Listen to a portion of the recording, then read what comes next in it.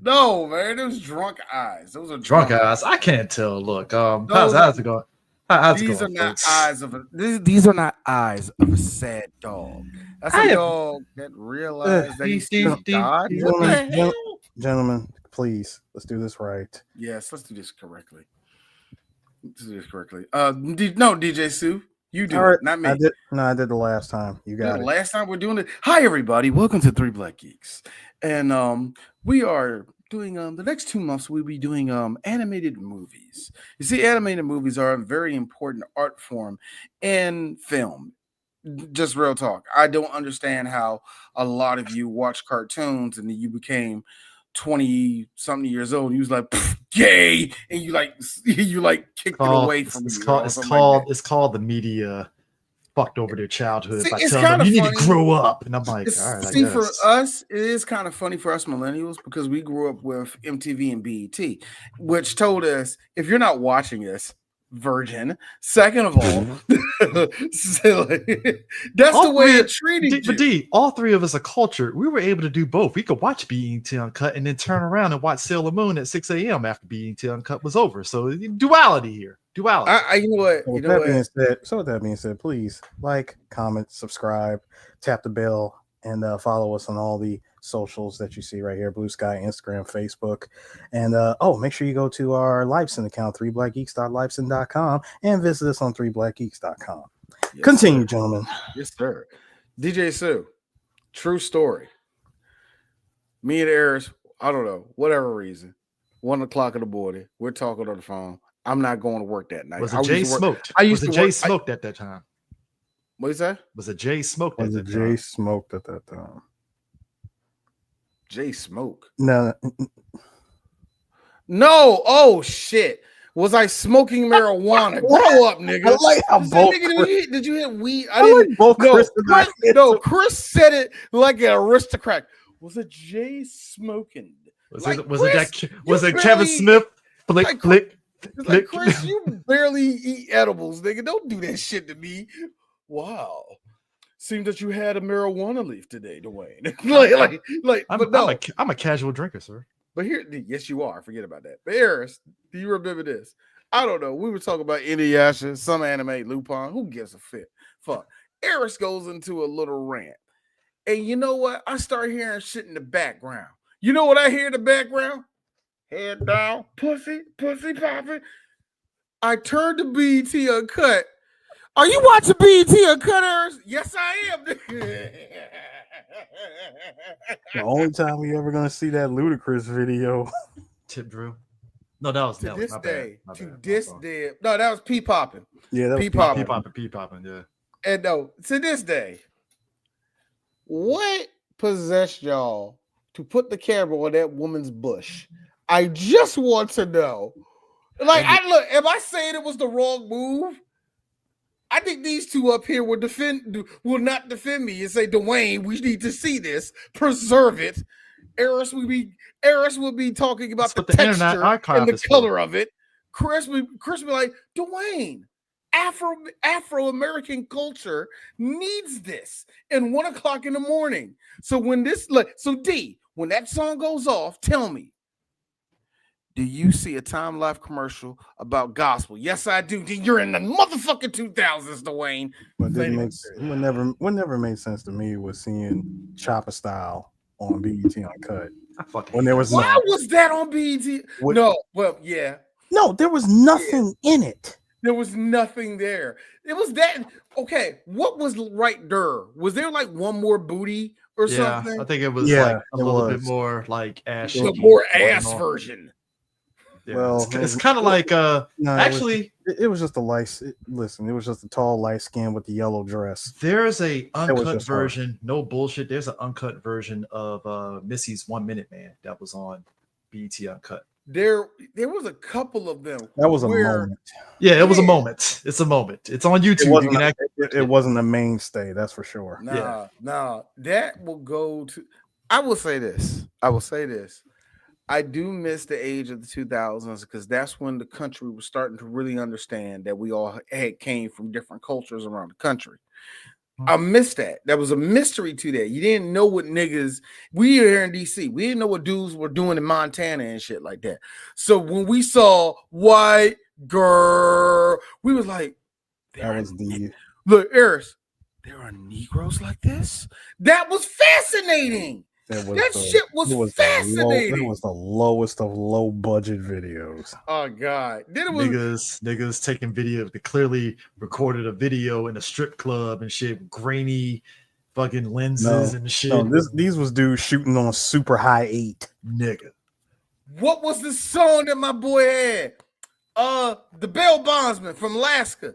Joker the Bell Bondsman. What was the name of the song? I forgot the name of the fucking song. Whatever. God, no, I know who you're talking about. But anyways, I'm sorry. But anyways, we deviated, but we're talking about a movie, Rover Dangerfield, from 1991. I need people to understand, celebrities, whether they're comedians or actors or just personalities, there was moments in the 70s, 80s, and 90s where they were given reins to have a movie or a show, and the characters that they played were basically just them because they had a personality.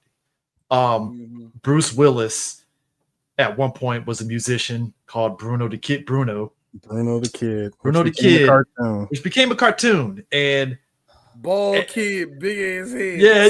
Yeah. Like 2-3 blonde hairs, just and like that was basically supposed to be a kid version of Bruce Willis. And the kid was playing a fucking harmonica. Like it was a weird time. That was a weird time. You had like Rodney Dangerfield doing Rover Dangerfield. It was literally just like an hour 13 of Rodney Dangerfield just being himself, doing his comedy bits in an animated form as a dog. That's really all this movie is. That's all it is. I have a question though. What did Harold Ramis give him for Rodney to go, you know what, Harold? Fuck you. Get out of here. I don't want you to write the script for this. Well, give me a minute. Give me a minute. I can run through this production. So basically, this was like the idea of this movie was conceived in the late 80s. The film was the brainchild of Rodney Dangerfield and planned at the time for a December 1988 release. It was originally planned to be an R-rated animated film in the vein of Ralph Bakshi's films, but Warner Brothers wanted the film's content to be toned down to a G rating. Initially, the film was set to be directed by animator Steve Moore, who worked alongside Rebecca Reeves on further developing the script by Harold Ramis. Written by Harold Ramis, attributed to Dangerfield. He would soon initially be fired by Dangerfield, who wanted him to produce the script as is with no further revisions. Ultimately, Moore remained on board the project as a sequence director. Ramis left the project not soon long after Moore's demotion. Cartoonist Jeff Smith, best known for the creator of self-published comic book series Bone, described working on keyframes for the film's animation to editor Gary Groth in the Comics Journal in 1994. Although he admitted that he had fun working on the film, he would describe the film itself as terrible. The film was preceded in theaters by a reissue of the 1958 Merry Melody short Robin Hood Daffy. A newly produced Looney Tunes short, Blooper Bunny, was originally intended to accompany Rover Dangerfield in its theatrical release. That short was shelved due to what Warner's considered irreverent satirical content, some of it aimed at the studio at the time. So yeah, that was the production. Here's the thing. There's a weird thing, and I know better film historians can talk about this, but there's something that you should know. During the 80s, Rodney and Warner Brothers were trying to pump out as much stuff as possible. All of this right here was also during that weird time where they was trying to put out Caddyshack 2. And Rodney was for it, but Rodney was like, "Yeah, I ain't doing it," and that's a whole other bag of worms too. And I didn't mention this to nobody, but that's one of the movies that's one of those movies that's staring at Three Black Geeks, and I'm gonna let you know there'll probably be a day that we finally talk about Caddyshack 2 because that's a woof ass movie, and Caddyshack 2 it is one of is those woof movies that needs to be taught so we all know not to do this again. It's one of those woofs. But if y'all saw the face that DJ Sue was making as I was saying that, yeah, times 10. I don't want to do this movie. And you know who else didn't want to do that movie? Harold Ramis. And Harold's like, fuck it. I'll do the script. Don't worry, Harold. We're going to get Joey Bishop. And he said, no, don't do this. And he got fired from that project. And so the thing about Rover Dangerfield, if you are someone that kind of pays attention to animation, is that the same studio that did this also did Brave Little Toaster. Great movie. Yep. Love that movie. They also were behind stuff like Bebe's Kids. That's another movie that had featured a comedian, Robin Harris, which, funny enough, what sets Bebe Kids different from Rover Dangerfield is that, like, Bebe's Kids, yes, you're getting had an audience. Yeah, had an audience, but yes, Faison Love is basically voicing Robin Harris in a way, but like you're getting so many different types of characters to where it's not focused on just Robin Harris doing bits as the whole movie. You're getting characters. Here's the difference. Here's the difference. You basically modeled you built a story around his stand-up routine. Yeah. And this one, and what's the actual story of the movie, y'all? Oh, so a guy from the city goes to the country, and let me guess, and enjoys the country. And enjoys the country and assimilates with the country. And when it's time for him to go back to the city, or the plot that was within the city meets the country, oh snap, blah, blah, blah, blah, blah. Then let me guess, at the end of the movie, he chooses the country. Yeah, something you heard a billion times over. You know, fish out of water. You know what we didn't hear? We didn't hear, I want to take you out. I want to take you and the kids. I want to, yeah, bring the kids over. Wait a minute. Who kids are these? I just saw the one. Who kids are? Oh, them Bebe's kids. What the fuck? Okay, let's just go to the park. Wait a minute. What? Shenanigans for the next 49 minutes. At the end of it, here, why don't y'all go get a pizza? Pizza man don't come in no more. Oh my God. Did you just make me feel something, movie? Yes. Oh my goodness. And at the end, everything's happy. Las Vegas, baby. Pee-wee, no! Test tube, baby. There was an actual story. Which is a perfect segue because this movie took place in Vegas. That is so funny. There's a lot of similarities to the movie. One of the biggest similarities is Bruce W. Smith. Mm-hmm. I need to take time real quick to talk about him, just real quick. If y'all don't know who Bruce W. Smith is, Bruce W. Smith is one of the most important black animators ever. He worked on the early Garfield shorts in the early 80s. He worked on character design for the Care Bears. He was an animated director on My Little Pony. My God, nigga, they rushed you through that. He was a character designer on the Transformers movie. He helped on animation on Who Framed Roger Rabbit. He helped he was a head animator for Happily Ever After, those fairy tales that came on HBO that were really, really good. He was a character animator in this. He was a character animator in Rockadoodle. He was the principal character, meaning that all of the character designs in Baby's Kids was based after his shit. If y'all know anything about A Cool Like That Christmas, he was the motherfucking character designer for that shit. He was an animator. He was a supervisor animator in Page Master, a character designer in the Goofy movie. He was you said CJ and Bear and Jamal. He was a character designer in that. He was an animated director in Space Jam. He was one of the supervising animators in Tarzan. The Baboons and Rosie O'Donnell. Yeah, he made them. Time out, D. I find it funny, and Eric, you're gonna laugh at this shit. D skipped over Cat Still Dance. Oh no! I actually kind of skipped over that. My bad. No, that was my fault. I actually did. I thought you purposely did it because I did it. I didn't mean. Okay. Cat Still Dance. He was a character designer. There are some of these I'm skipping because we don't even know them. He was a supervisor animator in Emperor's New Groove. He did Home on the Range, nigga. Really? Of course. He did Princess and the Frog. Come on, look at Keith Davis' whole character. He was the one that designed that damn character. And he did a bunch of straight to DVD shit after that. But the point is this. That dude is not only is he black excellence, he is one of the examples of you can see the real grind that a lot of these animators do. Also, he was there when we were born. This nigga was like 20 something. All right, so I call her Love a Lot. You know what I mean? You know what I mean? Like, look. The fact that he was a part of Teen Titans Go to the Movies, that just means he did. I know. That just means he did our favorite part with "It's a Heartbeat." Ah! A part of me likes to think. The part of me likes to think that he was the one that he was the one that came up with that joke. I know he did it. I'm just saying. But no, but notice all those things I said. The one thing I didn't mention was the one that we all know him from, the Proud Family. He created that. That's his baby. I will say this. Whoever is rating the new one, y'all ain't shit. Yes, the new Proud Family ain't like the old shit, but y'all raw for bombing the shit out of that motherfucking rating. Y'all raw for that.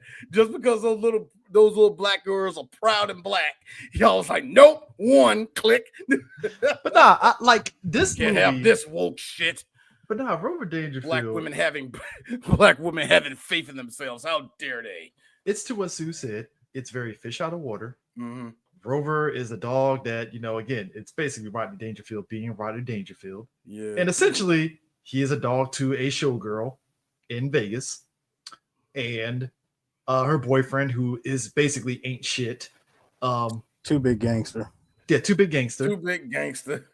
Basically, when his Rover's master goes out of town for whatever she's doing, the guy was like, you know what? You fucked up my deal.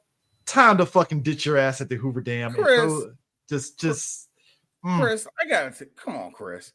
Does a man like this look like he will throw a dog off a dam? Of course he does. Let me look at his face. Go back to that first picture of Rocky. Not this one. The other one. This right here. I'm sorry. That looks like the perfect now loading screen for a GTA game. That nigga's neck. Gotta be honest with you. That is the most rough looking, I guess, good looking guy ever. Because Chris, that dude was born in 1941. Yes, he looks like that. Okay, first of all, his name is Rocky. Of course, his name is Rocky because his face looks Rocky. And second of all, again, that image is like this looks like GTA is about to load up. This is another one. The shoulders, the fat hand, I gotta be real. Just the facial, like just the animate, like just the drawing of the face alone, it just screams like early GTA game. People forget the fact that when we got animated movies during this time, the movies would go dark in ways you're like, well, that was totally unnecessary. You could have just drove 100 miles out, threw the dog on the side of the road, and then went back, and that would be in the story. I need the dog. I need the existent. I need to hear the sploosh. That's what's going to make in a bag. No. First of all, it was a duffel bag that was dropped. Duffel bag. And when it was dropped, hold on. Here's the best part. It dropped, and as you know, the Hoover Dam curves as it gets closer to the water. So the bag hits hits the incline, and you just hear that, and then it hits the water. I'm like, son, if this was anybody else in real life, you are dead. Peter that would be dog got a concussion. At the most, it got a concussion and it drowned.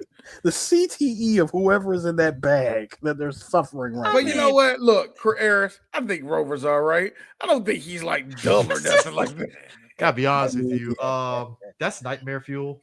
Okay, we got to talk about this one thing real quick. They took it literal when they made Rodney Dangerfield into a dog. I got a question. So real quick, just real quick. Who was the audience? Who was the audience for this? Who the fuck said, you know what the kids like? Las Vegas lounge comedy. That's what they missing. Hey, I'll tell you what. Come in here, kids.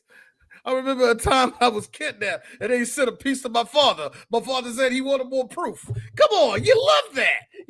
That's like somebody right now saying, "Hey, Joe Rogan, the kids love a cartoon from you." That's basically Don't what the put that fucking evil on us. Oh, I want that evil went to because you want to know what it Adam- is? you know It'll be what I like? it'll be the cartoon version of a podcast. Okay, God. Hey, Jamie, pull that up right now. And they give Jamie like a supercomputer and he like, you know what I mean? Damn it, yeah. Featuring Theo. Animated Joe Rogan smoking weed on the podcast. Come on, kids, you like Rodney Dangerfield? Yeah, me and my wife are happy for 20 years. Then we met. Can I be real with you though? I think that was a mistake. I gotta be real. I feel that was a mistake. So corny. I feel No, that here's the thing. Rodney wasn't corny. No. I'm saying that joke, that particular joke is just corny. This is a good one because that's what they are. One-liners are not really like side splitting. They're more like they're supposed to be like that. They're one of those jokes. No, go ahead, Chris. I'm sorry. I think the mistake that Hollywood at that time was doing was like they really thought that some of these old Hollywood stars were like able to like drive the kids to the movies, but they forgot like it only works depending on what your movie is. I think we talked at length when we did Naked Gun about how like when you look at something like The Rescuers, right? That was like fucking Bob Hope and Zsa Zsa Gabor. You ain't fucking selling the movie, but Bob like Newhart. Bob Newhart, my bad. It's still just as bad. Bob Newhart. but the thing of it is, it sold you on an animation, and it didn't make the mouse look like Zsa Zsa Gabor and Bob Newhart. It was just like, I think it was just the voice. Yeah. See, but how different of a movie? How different of a movie? Furs and everything. No, how different of a movie would this have been though if Rover did not look like Rodney? Just looked like a regular basset hound dog without the fucking drunk eyes and shit. No, like, it's the tie. Yeah, it's the tie. Really. Yeah, it's the tie. Actually, no, it ain't the tie. Why do you give this nigga a chin? Why are the fucking heart boxes? To give the dog jawline. Nightmare Hey, fuel. what you doing over there? Can you imagine? Hold on. I want to point out something else too, gentlemen. Since we're pretty much going all over the place with this movie, I want to point out something. Okay, were you guys like me? Accurate. And you pointed out the amount of inconsistency with the drawing of Rover, because like one minute, like go back to the hard underwear. The hard underwear. All right. Yeah, 1 minute he actually looks like a smaller dog. Okay. Go to the picture with him with Raffles, the blue dog. Yeah. Another one, he looks smaller. Yeah. Go to Coke Fiend, Rodney. Coke Fiend. Here you made him. Here suddenly he's like 200 pounds. Got a double chin. Boy, look him the nostrils.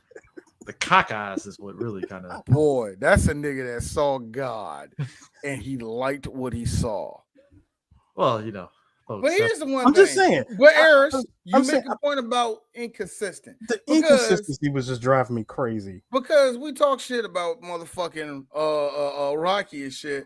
But then I see this and I go, Rocky piping the shit out of her. Hey, let me.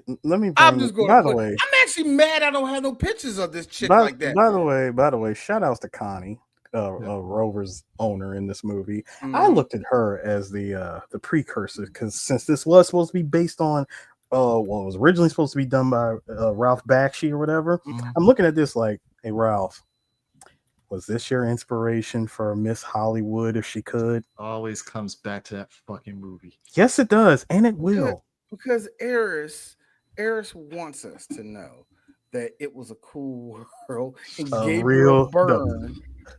No, not a cool world, D. A real cool world. Shout out to David Bowie. Fuck off. Fuck off. I keep telling this to everybody. Eris. That movie is terrible, but no one talks about that movie for a reason. Not care what anybody is talking about. I am just talking about the fact that movie is god awful, but it has one of the best soundtracks to ever be accompanied by a god awful film. I will say this. I like how shout outs to Chris for hooking me up with the vinyl. I will say this. Ralph. Everybody really wanted to do Ralph Bakshi shit, but they didn't want to deal with the Ralph Bakshi problems, meaning that nobody's going to watch this fucking movie. So we had a lot of movies in the 80s and the 90s that were animated that kind of got greenlit with the idea that they were going to make it more adult. And then when it came time for them to do some shit, they was like, nah. God damn it. That just stopped me halfway through because I had a point. What the fuck? Hold up. I mean, he ain't lying on that one. But no, for real. Droopy Dog is iconic. And they just said, I'm done. I quit. Droopy's son. Rodney, Rover, when you going to get a job? I'm telling you, Dad, I want to get a job tomorrow. This is going to happen. Who was the one that said the kids want to show up? But that's what I'm saying. It's like, that's what I'm saying. Old Hollywood, it's like you overvalued yourself more than what you realize. Chris, and it's like, Chris, the kids want to hear lines like this. Well, for my dog, I don't get no respect. He keeps walking at the front door. He didn't want to go. He wants me to leave. Okay, there was some. I will admit, some of his lounge, some of his his Las Vegas lounge jokes, rim shotters, as I like to call basically rim shotters. The rim shotters. Okay, the rim shot. A lot of the rim shotters were actually, a handful of them were genuinely funny. Like they actually got a good chuckle. One in particular, yeah, like that's what I got. No class. I looked up my family tree. 2 dogs were using it. I said, movie? You had no business. That was a good one. That was a good one. Yeah. Wait a minute, 91. Yeah, 8-year-old D. Yeah. Now, the children here, I ain't gonna laugh at that joke. Bro, that was a good bro, one. When Rodney is playing craps or whatever with the bones, and one of the other dogs is like, come on, Rover, hurry up. He said, champ, what'd I tell you? Relax. He said, what'd you do? Chase a parked car or something? And then he got him again with, didn't I tell you to relax? What do you got, a dentist appointment? He's a bulldog. That's what I love. Everybody is cracking up at this. They know all his friends falling apart, nigga. I mean, dying. This just everything about this movie. It's like Rover being on the farm, obviously life lessons and stuff. He misses it. Yo, hold up. I didn't see this picture. I forgot. Why did you give the dog hands? Why is it that Rover is the only dog that's like that can walk upright and got hands, but the rest of the dogs are just little dogs? No, the fact that's a face that worked 10 hours. He know the minimum wage ain't good enough. No, that is a face of someone who came back from a double shift. First thing missing is a bottle of whiskey in his hands. Hey Chris. They shut down the plant next week. They shut down the plant next week. That is hilarious. Oof. Yeah. Now here's the thing. Out of context frames. That is a pure Rodney Dangerfield face, though. Mm-hmm. It is. Now you can actually do a drinking game of how many Rodney Dangerfield faces pop up in this movie. Now D is going to say something that's very controversial. Wolf number 2 in the middle of the wolf on the end, or camel towing it home.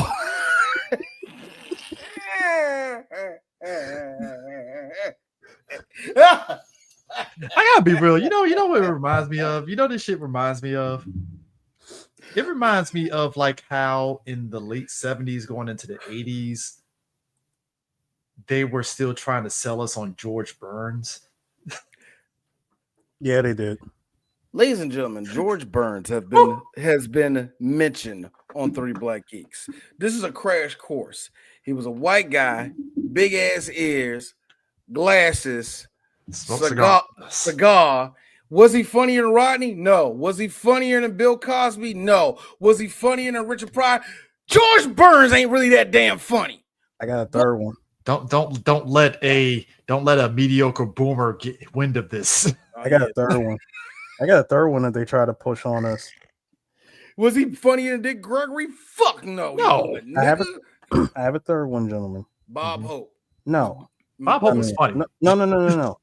Hear me out. Do you guys remember a time that in Tiny Toon Adventures, Henny Youngman was tried to be pushed on us? What was that about? Yes. I didn't understand that. About? What the fuck was that? They literally put Henny Youngman in the Tiny Toons episode. I said, "What kid in 1993? What child Between wouldn't know who that is?" But that's what I'm saying. That's what I'm saying. What child would know between the years of 1991 to 1993 knew who Henny Youngman was? That's what I'm saying. It's like there were Eric, Chris, we got this new episodes of Blues Clues. Not Blues Clues. We got this new episode of Paw Patrol. Jeffrey Wright, the kids want you. Come on. No, I'm okay. I'm gonna be real. I'm gonna keep it funky as hell. Okay? Oh man, you know he'll rock with it. I've been telling you, Chase, we done did everything we could in the city. I will say this as Be the millennials. best episode of Paw Patrol ever. As millennials, The city's coming down. Jeffrey Wright works with FEMA. Look at it. Oh, He works with FEMA like, do you understand what's in this book? We're trying our best. Gotta try harder, damn it. look at it. Tell Rubble to get over here. Rubble, what do you want? You dumbass dog. What do you mean, you son of a bitch? I know my wife. Hey, I know my mom was one, but you don't call her a bitch. I did everything with that building I could. It will be a fucking cinema. It will be cinema. Anyway, Now you listen to me right now. We gotta get you out of here. listen to me, Chase. Right now. Listen to me, Chase. You're gonna punch me in the face. Right? Chase bites his shoulder. Ah, motherfucking dog. Okay, but I have to say this. It's a police dog. Police brutality. I just realized You know I'm a what? black man. That's a good one. Gumball and See, Andrew Dice Clay shows up. Me and Sue just watched a movie with Andrew Dice Clay, by the way. did. Andrew Dice Clay. No kid under the age of 30 knows. Okay, I want to be real. Okay, I think this is relevant to Rover Dangerfield. Okay, as millennials growing up as kids, there were definitely some like very boomer actors that were pushed on us, and they might have. I can count on some Greatest Generation. No, but that's what I'm saying. But I can maybe count on one, maybe two hands that kind of broke through and appealed to us in a weird way. And I would say Rodney is one of them to a degree. I will give you Rodney. No, and I can agree. Rodney. I can agree with you on that. On that, CJ. And you want to know why it works so well and it only works for us millennials. Like I would say we're the last, not counting Gen X. We're the last ones to get it, especially us elder millennials. Yeah. Why? Because there was this thing that did not exist for quite some time called the internet. Yeah. And we had to go off of whatever the media put out at that time. Or even your grandfather or cousin or whatever. Yeah, or whatever you had access to, which at that time was quite limited. Yeah. So certain stars stay stars longer. You know what I mean? Long That's time. why if a star, like from our generation, is still a star, by the time we hit 80, that's like, oh shit, you really was a GOAT. You know what I'm saying? It's really hard to have that type of superstar. Well, I mean, me and D and also, like I said, the way we collect the information, a lot of those stars remain stars for a longer time because of that. I give you the best example for black people. That would be actually Bill Cosby. Bill Cosby is probably the best example besides Rodney Dangerfield, somebody from that generation that was pushed on us and that was fully accepted. You know what I mean? So there you go. So yeah, it's a small list.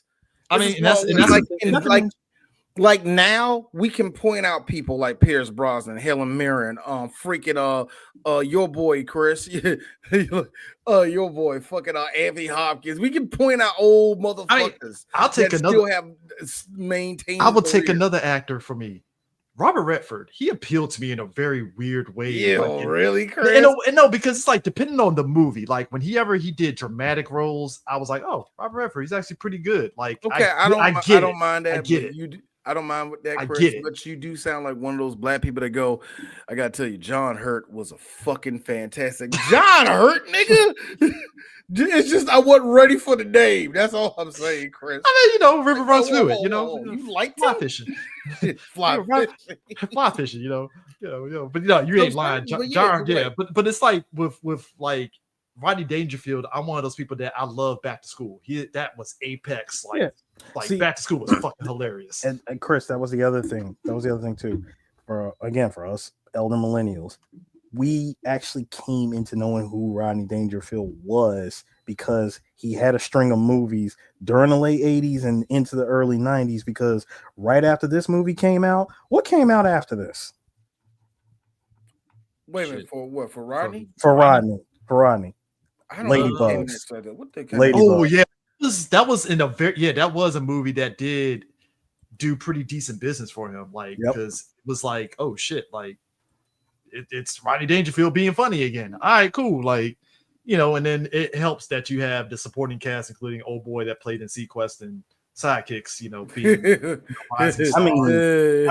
I mean, literally right after this movie came out, he did Ladybugs. I mean, it makes sense. It makes perfect sense. But like I said, when you watch this movie, it definitely was just kind of like you watch. Like, because I remember somebody brought up Cartoon Network used to see it. HBO played the fuck out of Rover Dangerfield a lot. HBO, Warner Brothers. Yeah, so that's how I saw Rover Dangerfield. And again, it's a very quick movie that you just watch. It was very much you watch it early in the morning. It's like, all right, that was a quick movie. For me, it was weird though. I didn't know this movie existed until I was like 14, and that's just weird to me. No, that makes sense. Not me. I actually did see this the year it came out, not in theaters. I'm about to say you paid not in not in theaters. It already hit VHS. Dude, you got to remember when this movie came out, I was living in Germany, so I saw it on VHS already. I don't want to know what the German VHS case for this movie. No, well, okay. So you've seen what the actual movie poster looks like. It's just a like. It's basically it's just it's Rover spotlight on him. He's in the freaking barn with all the farm animals. It was the same cover. Oh, okay. All right. And when I saw this movie, I just watched it because again, I'm a kid. I'm like 7, 8 years older watching this, and I just took it as just a movie. Now, would I have known that this movie was probably one of the biggest flops to ever come out of the early 90s at that time? Of course not. We have access to Box Office Mojo, but I would have thought, because of who Rodney Dangerfield was, that this movie would have been like another hit added to his list of movies. If you think about it, it's funny when you say it out loud like that, but yeah. I have to imagine like the VHS market. You would think, because people forget, like even if a movie didn't do well, kids, Blockbuster and any rental store. That's what I'm saying. The rental market, the VHS market, like all that had to like pick up some kind of slack. I mean, now am I saying that am I saying that they picked up enough to clear the budget? No. Nah, ain't no way in the world. I mean, especially like when I think Sue, you brought it up, like Rodney put his own money into this movie. He did. And then you add in like the fact that like even to the degree that the way in which he performed his lines, apparently, like he did it in front of cameras like it was a movie, and that's how they were able to take their cues for animating, him as a dog and stuff, which makes sense because when you see how Rover kind of animates in the movie, it's like, yeah, that's Rodney, top to bottom, just everything about it makes sense. And it's just like, I don't know, it's just for as simple as this movie is, it's like you kind of understand why it didn't really land for kids, because it's just like, who's the audience for Rodney Dangerfield animated? Like, it's just no. The fact that this movie did not get a Blu-ray release until January of last year is crazy. Last year. This movie. Boy, they were just clearing the library, huh? Does this Blu-ray have extras? I'm guessing no. I have no idea. Why would you care? What do you? Nah. Chris is on to something, because when you got go ahead, go ahead. I listen. When you have a cast like this, like the cast that was in this movie, I'm looking at like, God, Tress MacNeille was in this. Greg Berger was in it. What's her name? That was it. Dana Hill. No, it wasn't. Dana Hill. Of course, Dana Hill was in it. Who else was in this? Barbara Goodson, Bill Farmer. Boy, You know why? These are all the professional voice actors. I forgot. I think that okay. Eddie Barth, Burt Kramer, Ron Taylor. This is before a time before Disney fucked up the game with voice acting. Chris Collins. So people forget. So I'm one of those people that I jumped on. I think the Warner Archive is still active, the collections. Because I bought SWAT Cats on Warner Archives like years ago when it started up.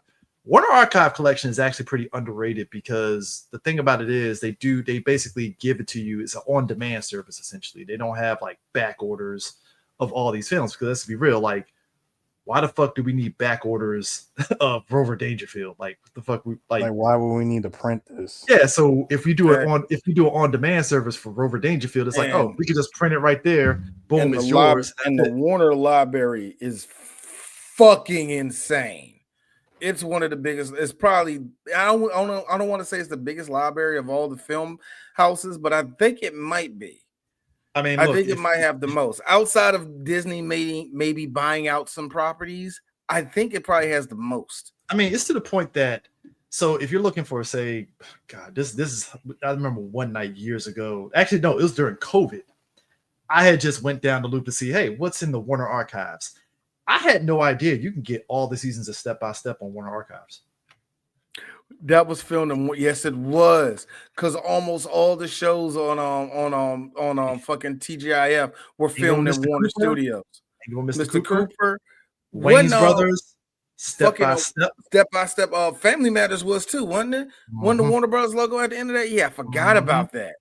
I forgot all about that. Yeah, so it's like when I saw Rover Dangerfield, you get on Warner Archives. I'm like, yeah, that lines up because it's like, hey, it's a service that helps in terms of like, hey, you want to watch this show? Perfect Strangers is the other one too.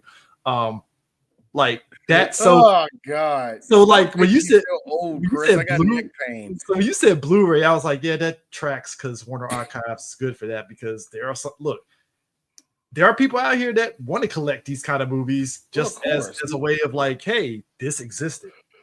But there has to be. Unfortunately, when it comes to any of these movies, when it comes to just the rarity of the said film, you're going to run into these problems. And it's so funny. Me and Eris talks at length when it comes to fucking anime and how it's preserved and all the rest of that shit. And it's like, it almost makes me feel, what's the fucking right way of doing any of this shit, to be honest with you? Because some shit just ain't going to get bought. It's just going to sit on your shelf and just collect dust. Not to say that there ain't going to be somebody that's going to come through like, oh, let me get this and shit. But you know what I'm saying? So what do you do for stuff like that? And sometimes your old property gets mislabeled and put in the wrong canister and sits in the back corner of other canisters for 30 years until one day somebody at the office stumbles over it, realizes it's the original film reels, and goes, "Oh my god, we can put this on Blu-ray." Shout outs to Project Echo. Yeah, like shit like that, man. Like, what do you do? Like, it's hard to maintain, especially what we're going through. And I hate doing this shit. Fuck you, Trump.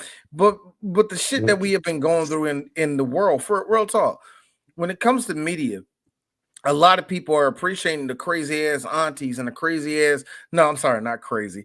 All your aunties and uncles who recorded everything because they had autism. They weren't fucking crazy. They were autistic. But all of the niggas that recorded that shit, we're finding out those are very important because that's actual shit you can't change or doctor and you can't do nothing to. So it's very important that we have a lot of those there. You know what I mean? Oh, and it's a real thing, and it's a real thing too, Chris, because apparently a national light skin recorded, I think, what was it? Recorded stuff from just straight up recorded television from the 1970s, 80s, 90s, well into the early 2000s, all on VHS, and has been trying to get it uploaded in digitized and uploaded into archive.org. Yep. Ironically, that's how stuff is in there too. It's like, that's fucking amazing. Ironically, All-star. ironically, the Internet Archive is how we were able to watch Rover Dangerfield because Ain't that about a bitch? That's actually how we also watched on Castle Cagliostro and one other movie too. Internet Archive is great for that because I forget how clutch the thing is sometimes. But you also, because people forget too, like the early internet, there was a ton of websites that had movies that I hadn't seen in fucking years that never saw the light of day on a DVD or Blu-ray release. Like, I think it was like forever stuck on VHS. Yeah, like Cast No Dance is an example. I totally forgot that movie existed, and I saw it on one of those sites, and I was like, "Oh shit!" And let's not forget about all the jungle movies that came out in the 1980s with some action star on the front that only got a VHS release and will never get nothing else. That's on the fucking. So when you look at Rover Dangerfield, track lines and everything, but it's on the archive. Because I gotta look at this because the box office it tanked the fucking box office. I mean, come on, Chris, dude, it got like 11%. Glorious animation of the sheep. It's 11% on Rotten Tomatoes. I mean, what's wrong? Like, look. Honestly, guys, what's so wrong about the movie, man? Is it because Rodney Dangerfield found a way to sing at least 4 different songs on this shit? Rodney's not a bad singer. It's just that my 6-year-old can't get jiggy to this shit, bro. I mean, it says, Miss Daisy, she's so lovely. The dog's for me. I mean, Dog's Life and I Love It. What's the other song? I'm sorry, Chris. I'm sorry, Eris. A Dog's Life and I Love It. Remember that I am proud of you. Yeah, dude. Where's my Rover Dangerfield vinyl soundtrack? Like Dog's Life and I Love It. In Love with the Dog Next Door. Never Do It on a Christmas Tree. Certified banger. No, it's not. I'm just saying that to be funny. No, because there was at least I want to count it. There was at least 6 songs that were sang. Also, I need to bring up something, and maybe y'all might have noticed it, but I noticed this. You notice whenever there's like a movie revolving around dogs, the woman love interest dog is always a collie. He's either a collie or a poodle. Mm-hmm. It's always those two. It's never any other dog. It's just those two. Well, see, Chris. Hold on, Chris. Hey, Chris, this movie and this movie dared to give us both. Yeah, they tried to give us both. You see, Chris. The poodles are whores. Yeah, clearly because they're scantily clad. Because they're black coated. You see. Hold on. Speaking of this scene, did y'all like how when he lost? Stop, Chris. No. Stop. Did you just say that the poodles were black coated? I want you to put that picture back up and tell me. Let me tell you something. Am I lying or am I lying? I'm mad that the both of them got moles. Thank you. Those are beauty marks, by the way.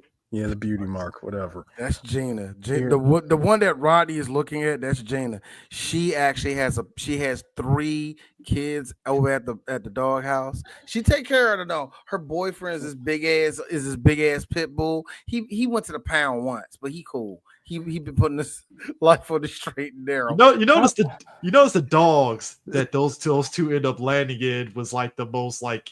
What was it? What kind of dog? It looked like it was like a German Shepherd. It looked like I was trying to point it out. I was trying to point it out. Woods was a dog. God, I was trying to point it out, gentlemen. I was saying the part after he lost the bones. Dude, you lost the bones to like the most deep voiced dog, the most sophisticated dog.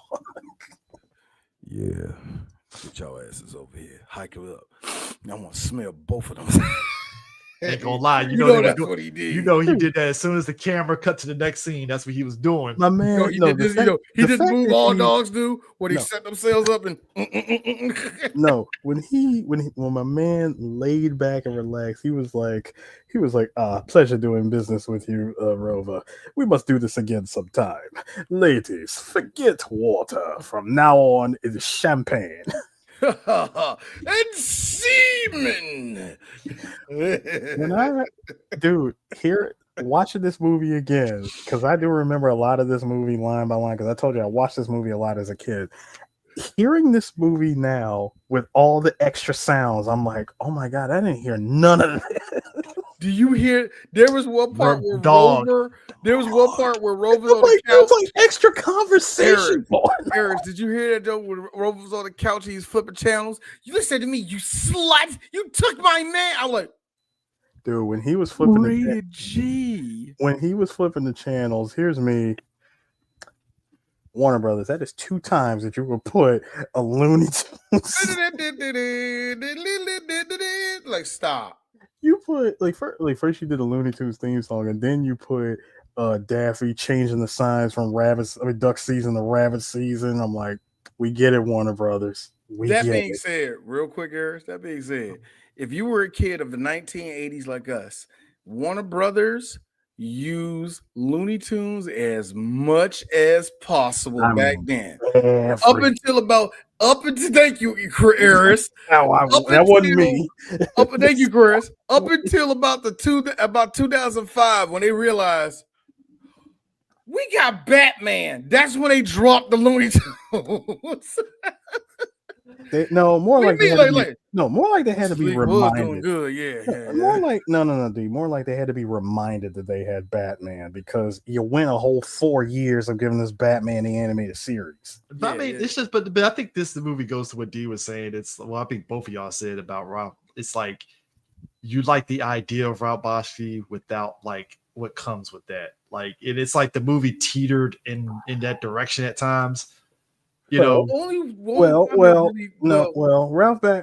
Bakshi, when you say you want a Ralph Bakshi film without any of the responsibility, aka Ralph Bakshi pretty much taking a backseat to his own project because the studio refuses to give him any control, which is what happened to him in the 90s. Yeah, because you know why? As soon as we gave you a chance, you put tits on the dog. You put tits on the dog, Ralph. I put a shirt on her.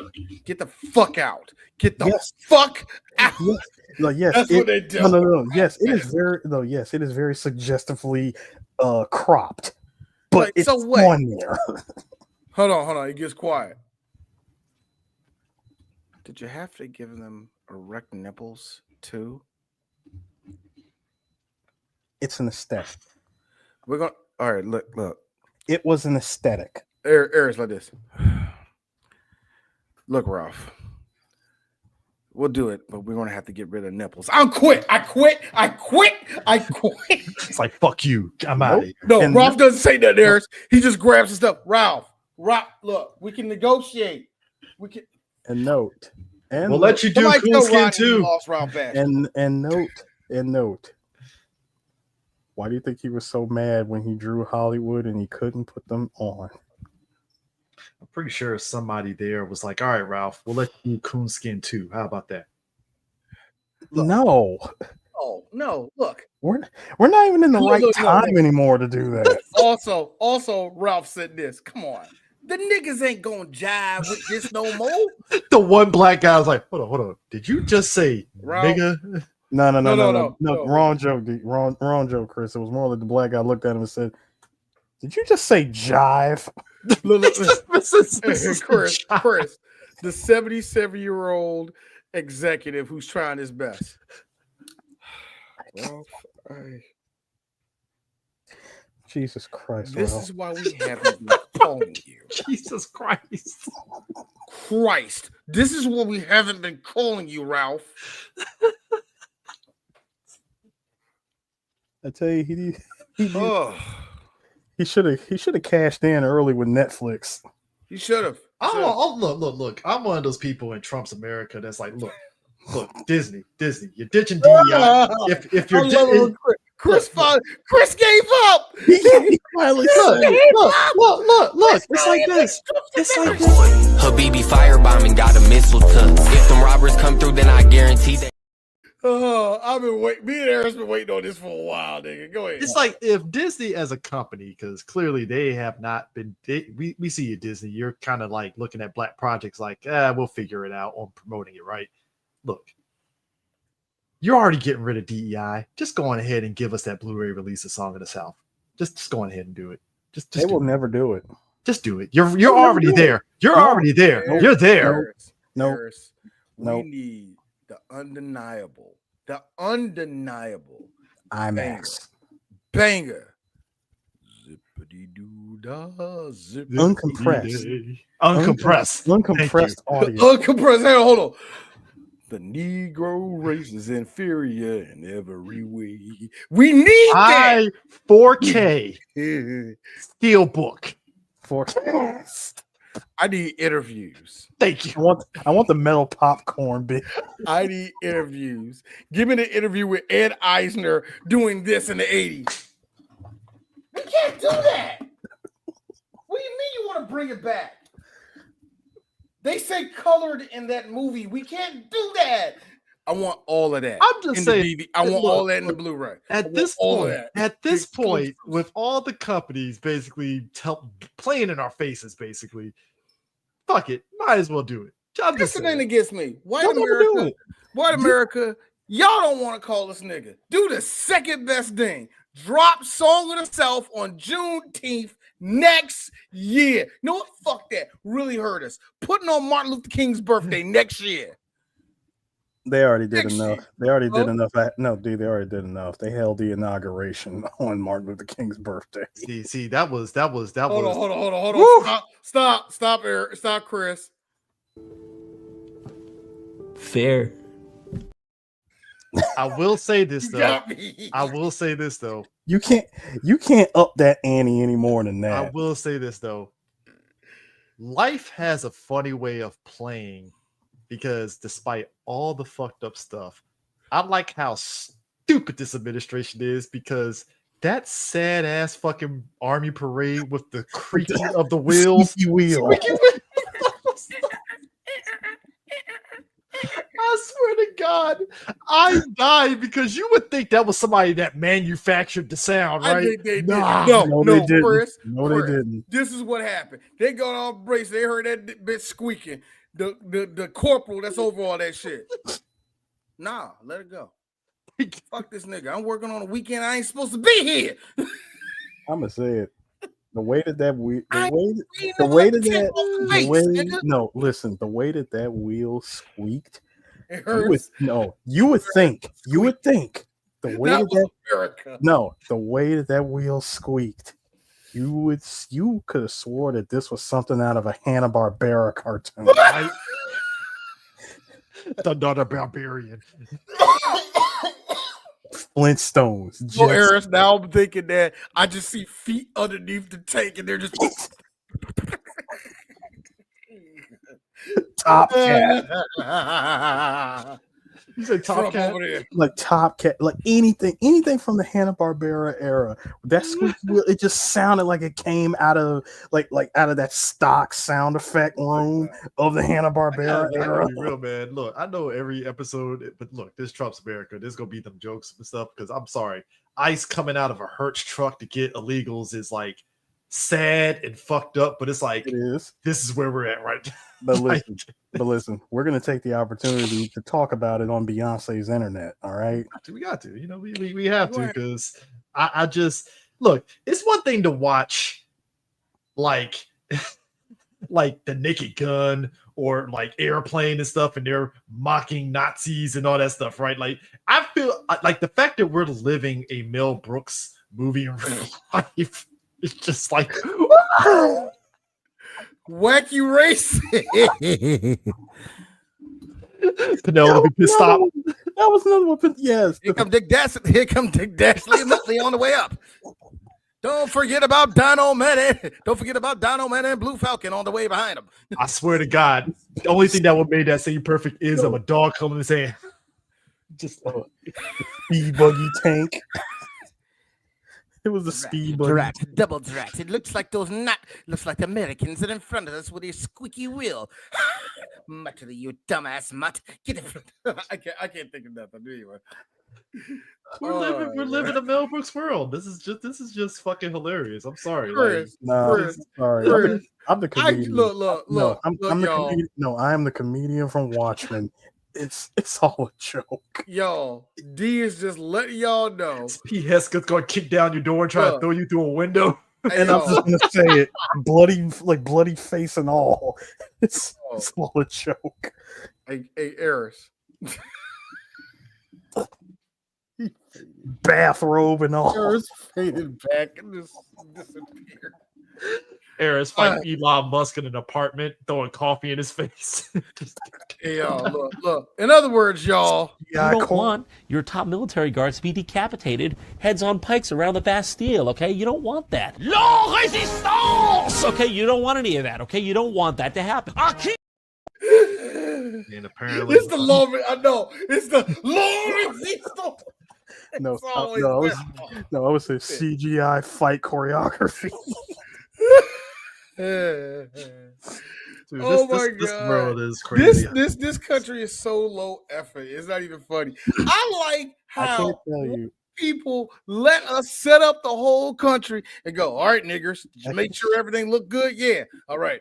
We're going to take a shit on all this. This is the worst group project ever. Blame on I y'all. can't tell you how many times that clip of Heath Ledger saying, "This is how crazy this administration is made." Dude, this is the worst group project ever. Like seriously, the group project, somebody just fucked it up for everybody. You're like, Open open book book test that group. day. I like Open book group test. Like, hey I kids, how- this is a one question. Question one, this is for all the marbles. Do you pick the black woman or a Nazi? Choose. black people. The black woman. Black woman. Jewish people. He's a Nazi. So the black woman. Asian people. They both been in office. Look, hold on. Asian people. It's Chris and kids. I mean, do we have to pick one? I just picked. I picked. I don't know. It doesn't. I picked. Latinos. I don't want to do that little vote for Donald Trump. I don't want to do that shit. So yeah, they voted for Donald Trump. I'll tell you what it was. Libertarians. I like America, and I want my kids to be safe, and I want my wife to be underage. Trump. Fuckers. It literally did become the Democratic vote from Squid Game. You hit X or you hit O. And when it becomes a deadlock, motherfuckers pick the X because they want the money. Oh, because they want the money. White women, listen to me. You're not going to get nothing if you vote for Trump. He doesn't like you, okay? This black woman's going to give you everything. And then the dust settled. Who are you going to pick? What school did the black girl go to? Yeah, I think she knows a little bit too much. No. Hey, Chris. You know, white women hate black women that plateau smartness, and they go, Chris, hang on a second. Fishy. Which school? Hold on. Which school did the black girl like go to? Howard. Oh, that one. Yeah, let me get the other one. And then the dust settled. And They rip off the blue sticker and trade it for the red one. And then I mean, I voted for Hillary, so I voted for a woman already. I feel there were two things that happened. Black people started off like this when the dust settled after the election. What was the reason? I had a reason. What was the reason? What was the reason? I just explained the reason. What was the reason, bitch? I don't. And then later on, Chris, I know you're gonna bring up another example of what we are now. We are going to be that, but I like to put out there we're still yelling at everybody. But also, it's acceptance because I think all three of us are like this now. Again, it's like poetry. So if they rhyme, every stanza kind of rhymes with the last one. This is every day, like poetry. It rhymes. You see Nazis just every day and Gestapos. It's like poetry. No, they're back. America once fought them, and now they have to fight them again. But except this time within, it's like poetry. Kind of winged it at the end of that shit. I didn't like it. This is like dumb. This is like, dude, this administration is dumb Xeon. That's all they are. They're dumb Xeon. That's what I said. Hold on. I told y'all. This is the first time in American history that an administration became more unlikable than actual Xeon. I like how, see, Chris, you said dumb Xeon. I like how in the last time they were here, John Oliver said it best: stupid Watergate. Because that's all it was. It was just stupid water. It was Watergate. It was literally Watergate. And we finally were like, you know what? We got out of it, America. We got out of it. And then you motherfucker said, full board, bitch. What? So let me get this straight. Let me get this straight. You had a nigga that cheated on you for 4 straight years.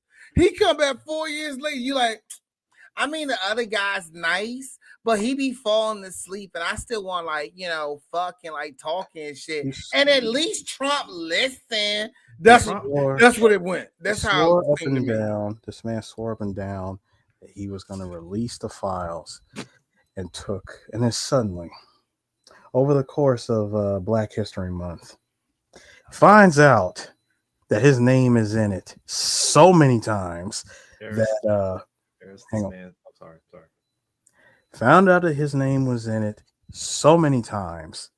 His first reaction was, "The jig is up. Run, wastebasket, run!"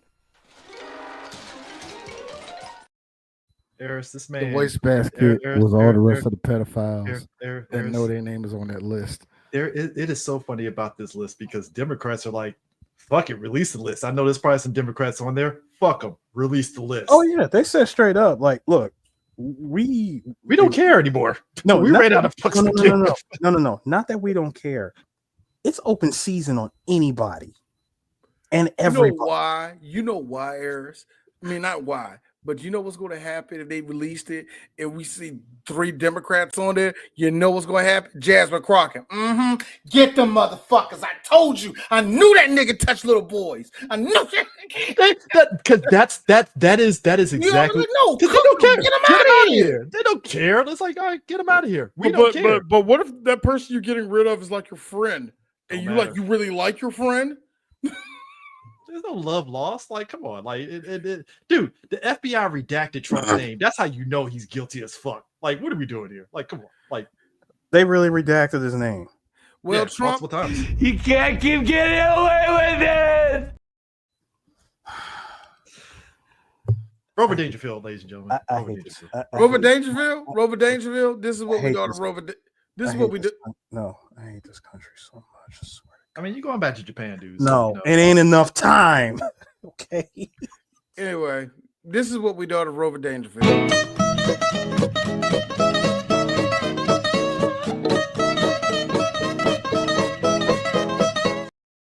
Gotta be honest with you.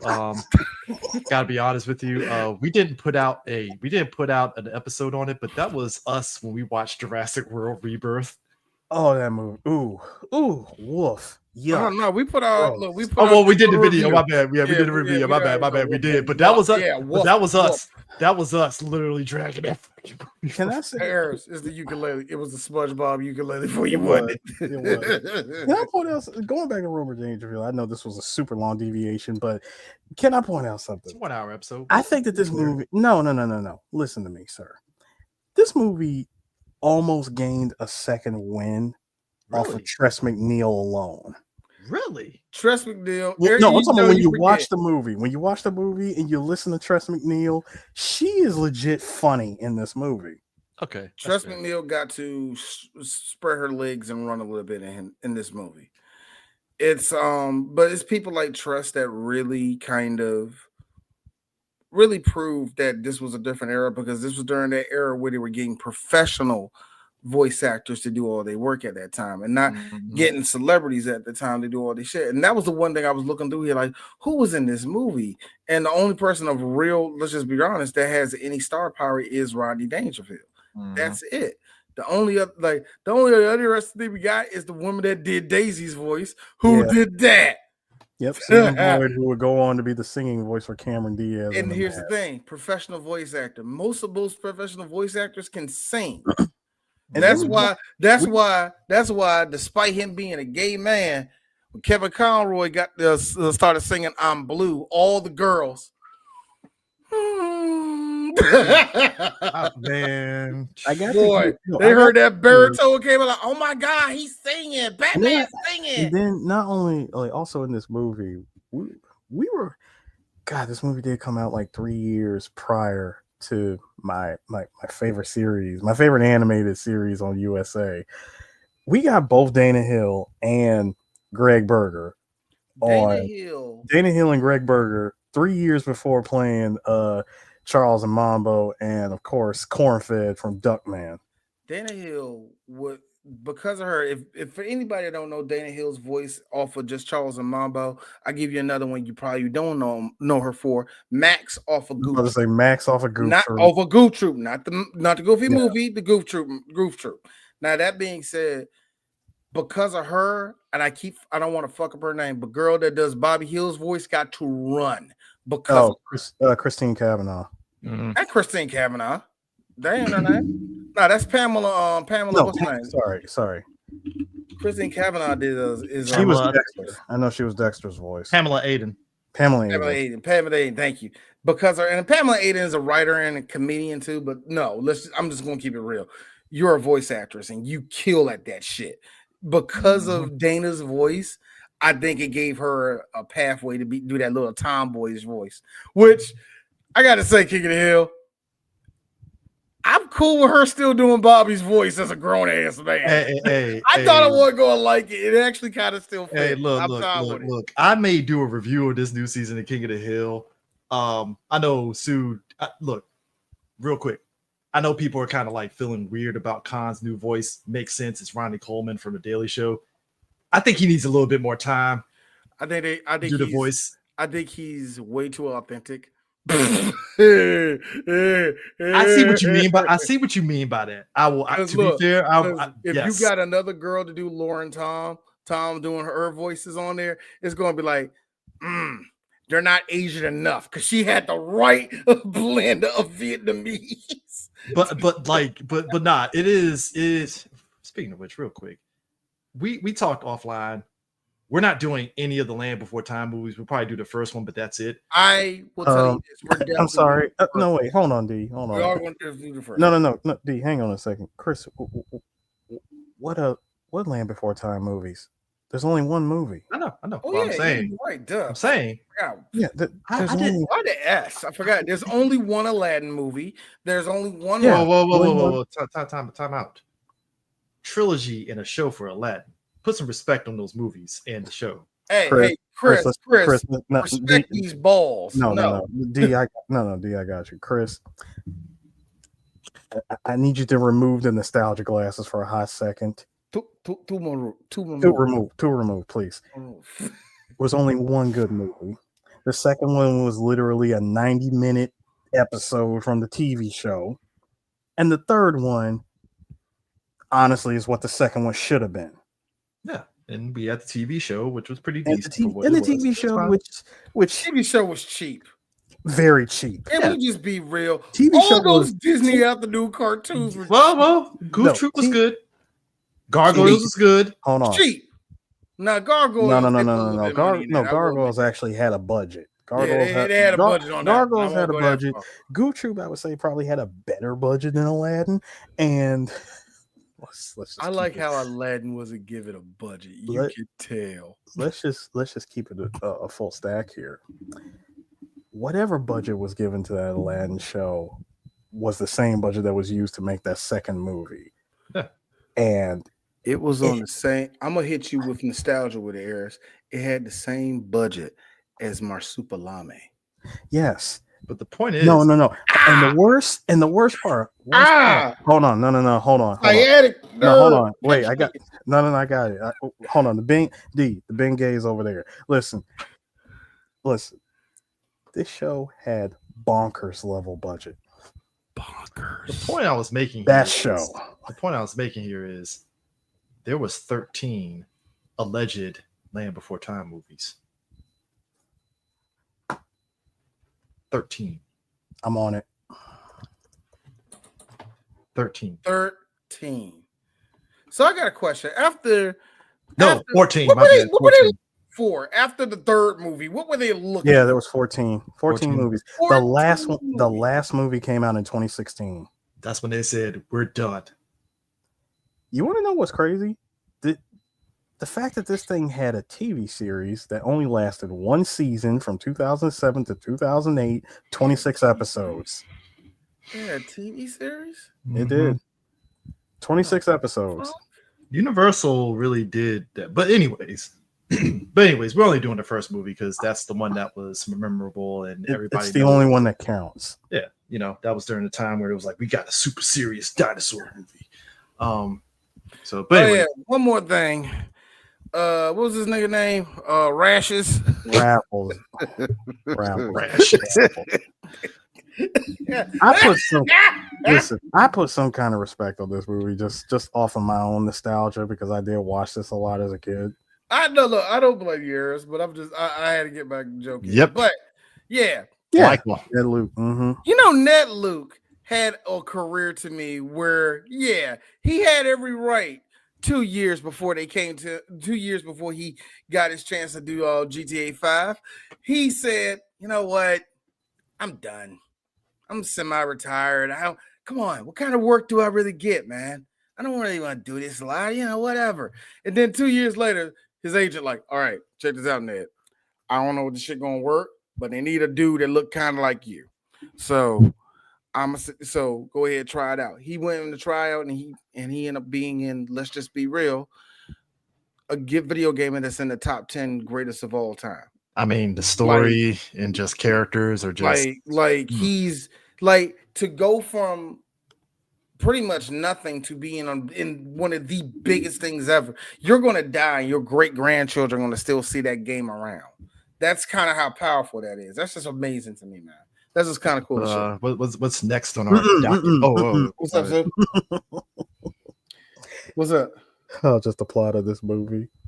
You know how this movie tried to bring in the importance of like a certain element. For example, the wolves that were howling. Oh yeah. And Rover was like, "What's that?" The other dog comes out. "The wolves. They're hunting. Be careful out here, Rover. They've known to kill a chicken or two." Look, that's supposed to scare me. I ain't no chicken. Wolves howl. See Rover turn into a chicken and midway while in chicken pose, grab the door and close. Sorry, that part was funny to me. I got a genuine laugh out of that. You know what a genuine laugh I got? When he gets back to the farm and Daisy's all like, "Come on, Rover, I got something to show you." Bruh. And you see them kids show up, right? Now, I have 2 questions. Just only two. I don't have to do a whole lot, all right? If you want to know when, I'll tell you. No, Eric. No, I already shut up. Number 1. I already know when. Number 1. So you just gave all. So why did only I understand that they look like their daddy and you want to give them ties, but who bought the red ties? And number two. Wait a minute. Oh my God! Wait a minute. She's here. I gotta go back to Las Vegas. Why are you leaving? I know. I gotta go. You left your girlfriend. You knew you got her pregnant. You had to know you got her pregnant before you left Rover. So I got a question. You just okay with being a daddy? You just gonna show, hey, 6 kids. Like, I'm ready to be a father. Like, wait a minute, are you? It's like, yo, wait a minute. I mean, you go straight up bachelor. There was no need for a DNA test. The red ties said it all. So I got a question. No. The last one that literally dropped down out of frame shows up and goes, "Hey, take it easy. I'm only a pup." I'm like, "Ooh, yeah, that's you. That Rover, that's you. That is all you. 6 of them is you." Hey, guess what? Junior Rover that said that joke. Man, you corny. You ain't your daddy. Shut up. I love pitched up ADR.